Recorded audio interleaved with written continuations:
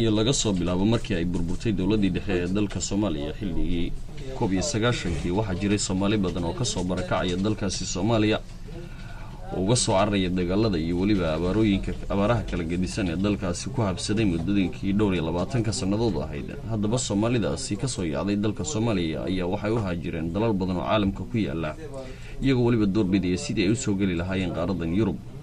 Haddaba marka ay u soo haajiraan qaaradan Yurub waxa ay soo maraan jihooyin kala gedisan oo laga soo galo qaaradani.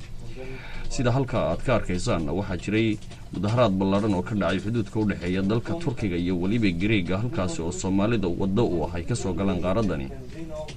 waxaana jirta Soomaali kumaan kun gaadhayso oo ku sugan labadaasi dal sida telefishinka caalamiga Home Cable TV uu warka ku helayna Soomaali muhaajiriin oo ku xidhan xabsiye ku yaala dalkaasi Ukraine ayaa muddooyinkii ugu dambeeyay ka soomay cuntada iyaga oo diiday wax cunto ah in looga galiyo albaabka kaliyana ku andacoonaya in la siiyo xurriyada. haddaba hay'adaha magacooda la yiraahdo No Border Letters oo ah wax xuduudi ma jiro ayaa halkaasi tagay si ay u tusaan in dadka xurriyadooda loo soo celiyo. halka idin muuqatana waxa ku xidhan kumaan kun oo muhaajiriin ka kala socda caalamka oo doonaya inay soo galaan qaaradan Yurub.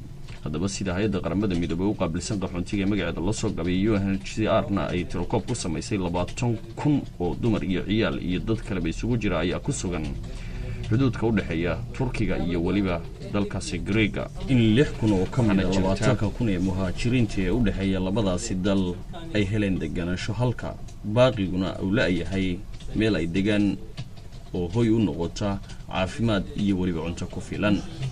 Mustafa Xaaji Aadan Haruun, telefishinka caalamiga Home Cable TV, dalka Jarmalka.